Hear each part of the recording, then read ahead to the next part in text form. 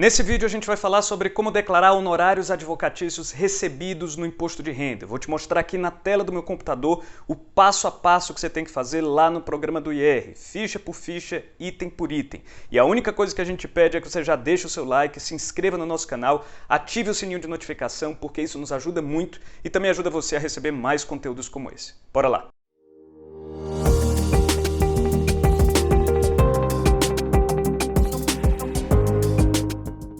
Bom pessoal, para quem não me conhece, meu nome é Vitor Gadelha, eu sou advogado tributarista e fundador do IRBot, uma plataforma online que descomplica a sua declaração de imposto de renda pessoa física. Se você não quiser entender esse monte de regra complicada de que eu vou falar agora, vai lá na nossa plataforma, ela vai te fazer perguntas muito simples sobre as suas fontes de renda, entre elas honorários recebidos, e depois ela mesma vai fazer de maneira automática o preenchimento do programa do IR, sem você ter que sequer baixá-lo.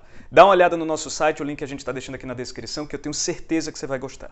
Bom, em primeiro lugar, quero deixar bem claro que a gente não vai falar aqui sobre como declarar honorários advocatícios pagos. Se você quiser saber como declarar honorários, dá uma olhada nesse vídeo que a gente está colocando aqui no card. Nesse aqui a gente vai falar apenas sobre os honorários recebidos. Outra coisa importante de você saber de antemão é que a forma de declarar os honorários, ela vai depender de se você está recebendo esses honorários como pessoa jurídica, ou seja, você é sócio de um escritório de advocacia e quem presta o serviço e, portanto, emite as notas é o seu escritório e não você como pessoa física.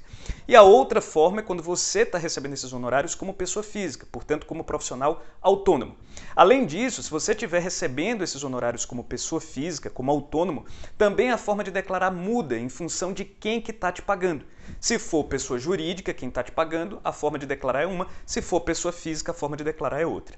Por isso eu vou te mostrar aqui no programa do IR o que você tem que lançar em cada uma das fichas, dependendo do tipo de rendimento que você teve, em função tanto de se você recebeu como pessoa física ou pessoa jurídica, como também em função de se quem te pagou é uma pessoa física ou uma pessoa jurídica. Esse programa do IR que a gente está utilizando aqui é a versão 2021, referente ao ano calendário de 2022, e todos os nomes e CPFs que vocês visualizarem aqui na tela são fictícios. A primeira ficha que você pode ter que preencher é essa aqui, a de rendimentos tributáveis recebidos de pessoa jurídica. Nessa ficha aqui você vai lançar dois tipos de rendimentos, se for o caso. O primeiro rendimento é o prolabore que eventualmente você receba do seu escritório de advocacia. Então, se você é sócio de um escritório de advocacia, tá, provavelmente, ou pelo menos você tinha que ter recebido um prolabore, que é aquele salário pago para o sócio. Esse valor vai constar do informe de rendimentos que o contador do escritório tem que disponibilizar para todos os funcionários, inclusive para os sócios. E aí basta você reproduzir exatamente o que tiver lá no informe de rendimentos, aqui nessa ficha de rendimentos tributáveis. Você também vai ter que criar um item nessa ficha aqui, caso você tenha recebido como autônomo honorários pagos por uma pessoa jurídica. Então assim, mesmo você sendo autônomo, não sendo sócio de um escritório, você prestou serviço para uma pessoa jurídica e ela te pagou honorários. Nesse caso, essa pessoa jurídica, o seu cliente, também tem que te disponibilizar um informe de rendimentos até o final de fevereiro do ano seguinte ao ano em que ela te pagou. E aí, as informações que estiverem lá no informe, você vai replicar aqui nessa ficha de rendimentos recebidos de pessoa jurídica.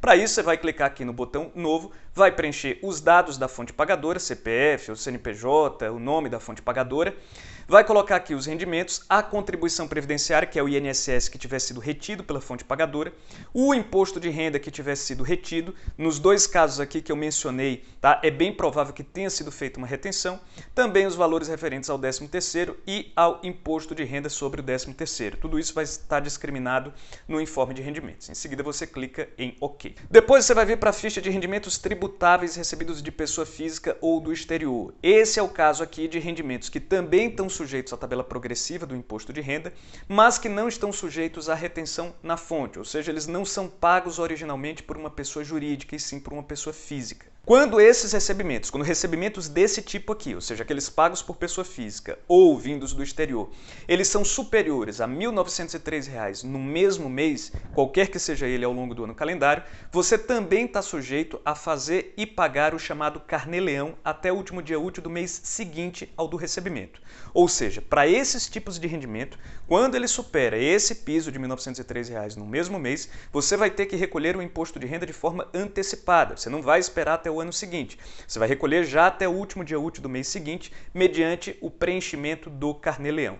Para você entender como que você faz o preenchimento do Carnê-Leão de forma bem completa, dá uma olhada nesse vídeo que a gente está colocando aqui no card. Porém, mesmo se você tiver feito o Carnê-Leão, pago a DARF referente ao Carnê-Leão, ainda assim, no ano seguinte, na hora de você fazer a sua declaração anual, você vai ter que preencher todas as informações do Carnê-Leão novamente aqui. Isso não vai te gerar um imposto adicional a pagar, você não vai ter que pagar novamente, mas você tem que declarar novamente, você tem que prestar todas essas informações aqui na sua declaração. Então a primeira coisa que você vai fazer é selecionar aqui a aba titular ou dependente, porque se algum dependente seu também tiver recebido, né, honorários, ele vai ter que ser incluído aqui, o que é muito difícil que aconteça, tá? Mas você vai vir então aqui na aba de titular e vai vir rendimentos do trabalho não assalariado.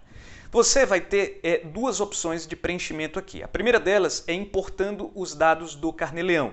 Então, se você se enquadra nesse caso de obrigatoriedade do Carnê-Leão e recebeu mais de R$ 1.903 desse tipo de rendimento no mesmo mês ao longo do ano calendário, você vai gerar o arquivo do Carnê-Leão e lá no Carnê-Leão é possível que você tenha a opção de exportar o arquivo digital dele para alguma pasta no seu computador da sua preferência e aí na hora em que você estiver fazendo a declaração anual, você vai simplesmente poder clicar aqui em importar dados do Carnê-Leão e selecionar o arquivo na pasta em que você o salvou. Com isso, todas as informações que tiverem sido preenchidas lá no Carnê-Leão vão ser automaticamente preenchidas aqui no programa do IR. Caso você não tenha feito o Carnê-Leão ou não precise fazer o Carnê-Leão, aí você vai poder lançar já diretamente aqui no programa de forma manual. Primeira coisa que você vai ter que fazer é clicar aqui no botão novo e preencher todos os pagamentos que você recebeu de pessoa física mês por mês, identificando o titular do pagamento, identificando o beneficiário do serviço, que pode ou não ser o titular do pagamento. Então, por exemplo, se um pai está pagando os honorários do filho, né, ele não é o beneficiário do serviço. O pai, ele é o titular do pagamento, mas ele não é o beneficiário do serviço. Então, nesse caso, você teria que preencher dois CPFs diferentes, o CPF do pai e o CPF do filho. Tá? Em seguida, você inseriria aqui o valor total que tiver sido pago por ele e clicaria em OK.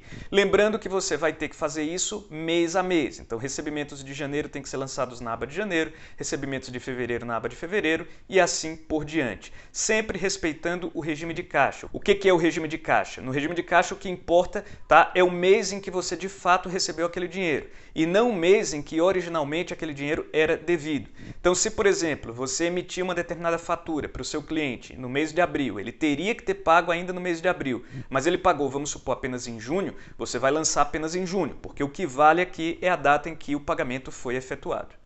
Depois de preencher todos os recebimentos, você não pode esquecer de vir nessa outra aba aqui, outras informações. Nela, a coluna de trabalho não assalariado já vai estar toda preenchida com as informações que você colocou na aba anterior. Porém, ainda vai ser extremamente importante que você preencha pelo menos duas colunas. A primeira coluna é a do livro caixa. O que é livro caixa? Você vai lançar aqui todas aquelas despesas que foram necessárias para o exercício da sua atividade profissional. Então, todas elas vão poder entrar aqui e todas elas são dedutíveis, por isso é importantíssimo que você não perca elas de vista e que mantenha os comprovantes delas, tá, durante o ano calendário e ainda depois 5 anos após o envio da sua declaração.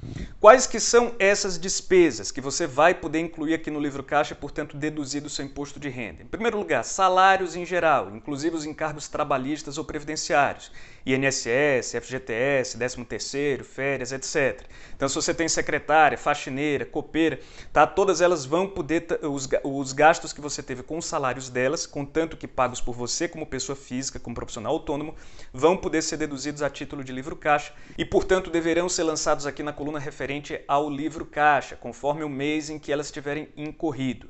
Taxas e emolumentos não reembolsados por clientes, ou seja, aquelas taxas e emolumentos como taxas cartorárias, por exemplo, pagas por você e não pelos seus clientes.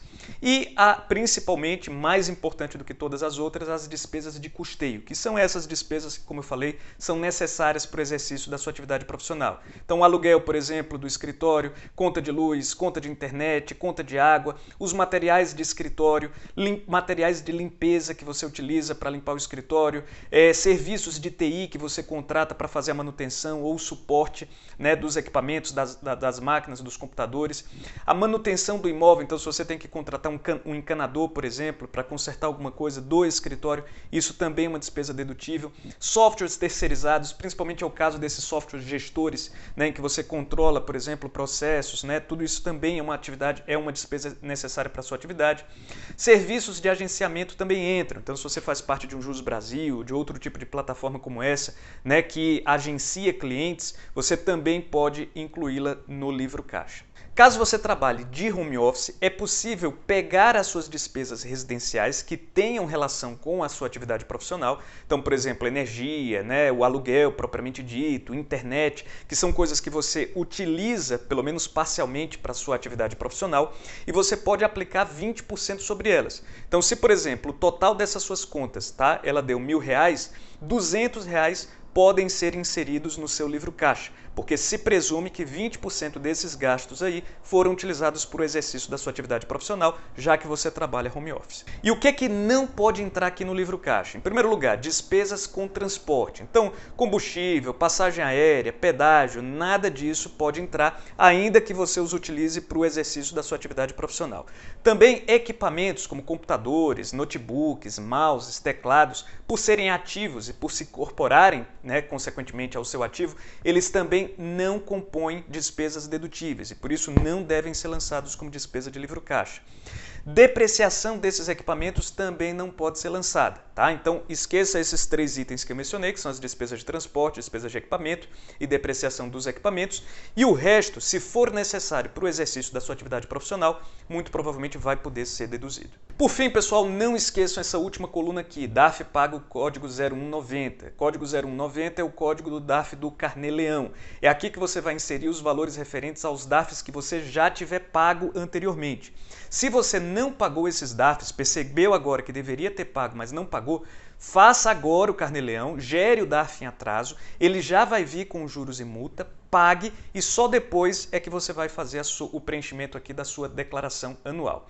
Uma peculiaridade dessa coluna aqui é que, ao contrário do que acontece nas colunas de rendimentos, ela não respeita o regime de caixa, e sim o regime de competência. Então, se, por exemplo, você tinha que pagar uma determinada DARF referente a rendimentos de abril, mas você pagou, por exemplo, apenas em junho, julho, ou só pagou agora, você vai lançá-lo ainda assim aqui na linha referente ao mês de abril. Outra coisa importante que você deve atentar é que o valor aqui que você vai inserir é apenas o valor do principal. Eventuais multas e juros em que você tenha incorrido por ter pago essa DARF em atraso não devem ser lançadas em canto nenhum da sua declaração. Próxima ficha é a de rendimentos isentos e não tributáveis. Você só vai ter que incluir algum item aqui caso você seja sócio de um escritório de advocacia e você tenha recebido dividendos dele. Então, quando você é sócio, todos os eventuais honorários que você recebe, eles se tornam ou parte do seu prolabore ou parte dos seus dividendos. Se é prolabore, a gente já viu que tem que ser aqui na ficha de rendimentos tributáveis recebidos de pessoa jurídica. Agora, se forem dividendos, eles gozam do benefício da isenção e por isso devem ser lançados aqui nessa ficha. Você vai clicar aqui no botão Novo e vai inserir o código 26, Outros. Vai indicar o beneficiário, se é você ou algum dos seus dependentes, CNPJ da fonte pagadora, que no caso vai ser do escritório de advocacia, nome da fonte pagadora, que vai ser a razão social do escritório de advocacia, e uma boa descrição poderia ser aqui, dividendos recebidos de, e aí coloca o nome do escritório de advocacia, e o valor aqui tem que ser o valor recebido no ano. Você não precisa segregar mês a mês, né, lançar um item mês a mês. Você só precisa consolidar todo o valor recebido no ano a título de dividendos e clicar em OK. Um tipo de honorário que gera muita dúvida são os honorários sucumbenciais, né, aqueles honorários que você recebe pela outra parte, por essa outra parte ter perdido a ação judicial. Nesse caso, a fonte pagadora é a outra parte e não o seu cliente. E aí a forma como você vai declarar esses honorários recebidos vai depender de alguns fatores. Se você for pessoa jurídica, ou seja, você é sócio de um escritório de advocacia e quem a rigor recebeu esses honorários sucumbenciais foi o escritório de advocacia, então entra na regra dos dividendos. O que você vai receber, na verdade, vão ser dividendos, e por isso devem ser lançados lá na ficha de rendimentos isentos ou não tributáveis. Já se você for pessoa física, aí a forma como vai declarar vai depender de quem que é a outra parte. Se a outra parte for uma pessoa jurídica, você vai lançar esses honorários sucumbenciais na ficha de rendimentos tributáveis recebidos de pessoa jurídica, colocando essa outra parte como fonte pagadora. Já se a outra parte ela for uma pessoa física e o valor dos honorários sucumbenciais for inferior a R$ 1.903 por mês, você não vai precisar fazer carnê-leão e apenas vai precisar lançar esses recebimentos na ficha rendimentos recebidos de pessoa física ou do exterior na hora em que você estiver fazendo a sua declaração anual. Se tiverem sido superiores a esses R$ 1.903, aí você vai ter que fazer e pagar o carnê-leão até o último dia útil do mês seguinte ao do recebimento e depois, na hora de fazer a declaração anual, vai ter que de novo informar os mesmos dados do carnê-leão na ficha de rendimentos recebidos de pessoa física ou do exterior. Em nenhuma hipótese, os honorários sucumbenciais eles configuram rendimentos recebidos acumuladamente, que são aqueles rendimentos referentes a anos calendários anteriores, nos quais muito provavelmente vai se enquadrar o recebimento que o seu cliente teve. Agora, no caso dos honorários sucumbenciais, não. Ou eles vão ser rendimentos isentos, ou eles vão ser rendimentos tributáveis recebidos de pessoa jurídica ou de pessoa física, mas nunca rendimentos recebidos acumuladamente. Caso você tenha percebido agora que lançou de maneira equivocada alguma declaração passada, a minha sugestão é que se você não tiver sido fiscalizado até agora, ou seja, você não recebeu uma intimação da Receita Federal, fiscalizando a sua declaração, você faça uma declaração retificadora.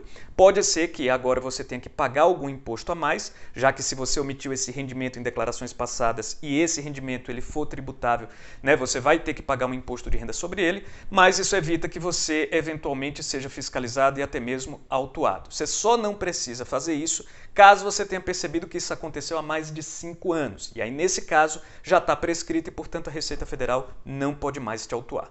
Bom, pessoal, era isso. Espero que esse vídeo tenha ajudado. Se você gostou, não esquece mais uma vez de deixar o seu like, de se inscrever no nosso canal, ativar o sininho de notificação, porque isso nos ajuda muito. E se você tiver alguma dúvida, manda aqui nos comentários, que muito provavelmente eu ou alguém da nossa equipe vai te responder em até um dia útil. Beleza? Um abraço e até a próxima.